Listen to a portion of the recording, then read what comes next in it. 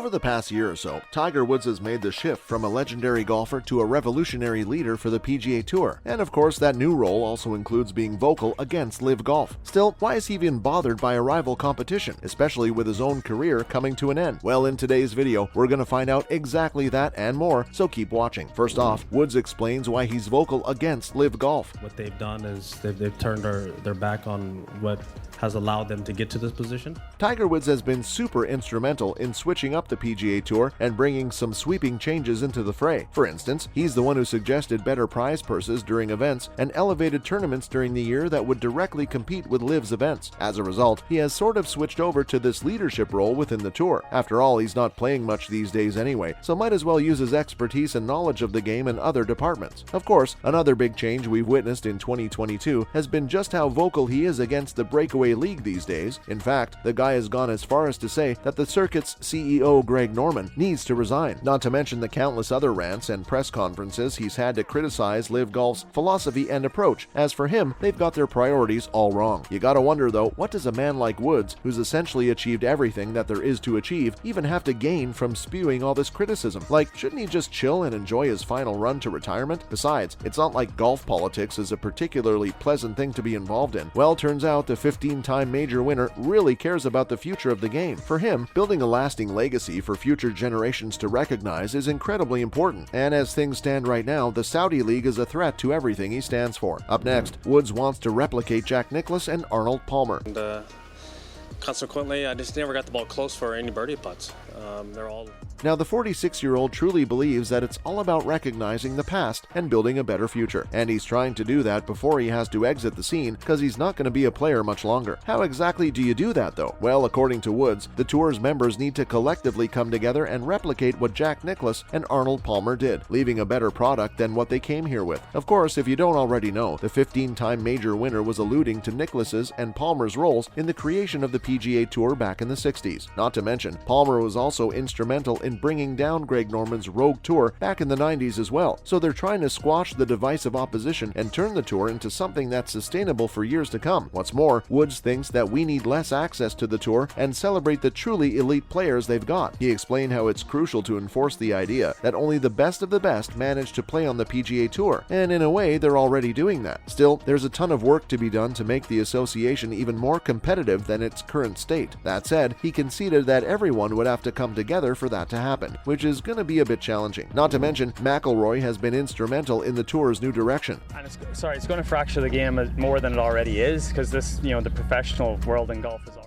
Obviously, Woods has been able to take on this leadership role because he's just not playing much these days, though for him, that's been both a blessing and a curse. Rory McIlroy, on the other hand, has had to juggle between his political duties on the tour and playing time, as he's climbed his way up to the top of the world golf rankings. And that, according to the 15-time major winner, is incredibly impressive. He talked about how the Irishman's had the toughest assignment this year because of his extra playing time. Plus, he's also had to answer tough questions in front of the press and attend all the meetings and conference calls together. That's why Woods is thankful to Rory for sticking out his chest for the rest of the group and doing the tough work for them. Now, whether we like it or not, Tiger Woods' playing time is coming to an end, as he just hasn't been the same since his horrific car crash in 2021. And even though he's vowed to play at least 3 majors every year, things are definitely slowing down for him. That's why everyone on the tour is so eager to listen to him and follow his lead, because you never know if he's even going to stick around after retirement. Thankfully, however, he's one of the most brilliant golfing minds out there, and virtually every single PGA Tour member respects him because, well, he's Tiger Woods, so we're sure he's going to continue to influence the game even if he's not here for years to come. Now for Tiger Woods' greatest PGA Championship moments. Here we go, now watch it. Right there, I got it. I'm going to get it. I'm going to get it.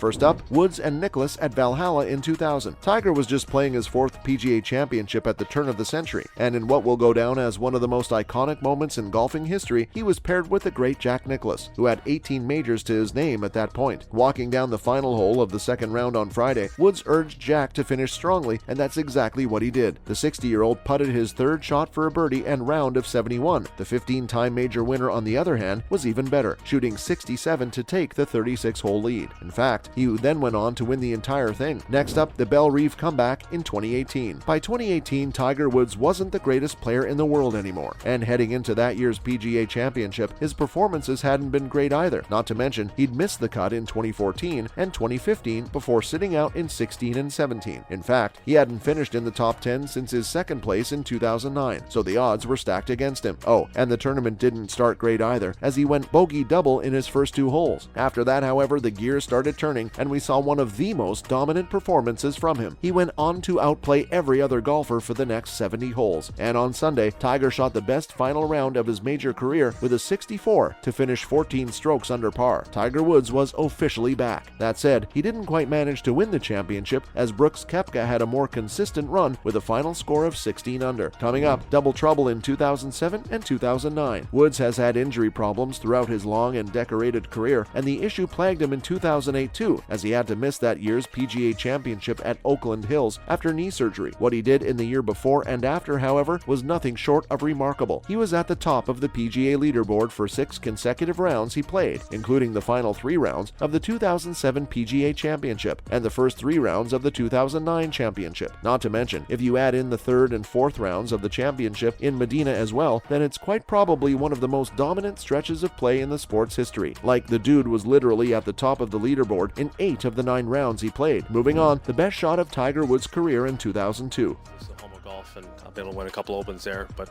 we rotate. So, but this.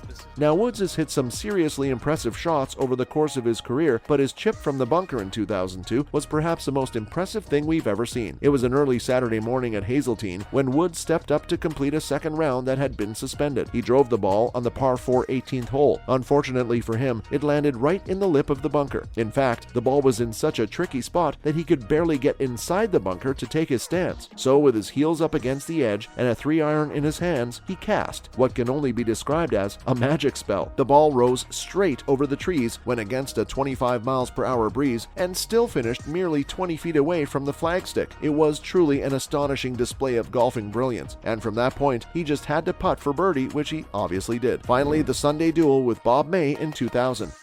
We always have good contests at home, and everything we do is. Woods' pairing with Nicklaus wasn't even the biggest highlight from Valhalla 2000. Instead, it was his final day duel with Bob May. They tied at 18 under 280, 5 shots ahead of everyone else on the course, which is impressive in and of itself, but it was the way they got there which really stood out. Neither player made a single mistake, and it was almost like watching a choreographed dance. They just kept pushing each other, matching each other's scores. In fact, it was so good that Woods called it one of his greatest duels ever, and those who witnessed it will never forget it. That's a wrap for this video. What's your favorite Tiger Woods moment from the PGA Championships? Let us know in the comments below. Make sure to give this video a thumbs up and subscribe to our channel for more videos like this. See you in the next one.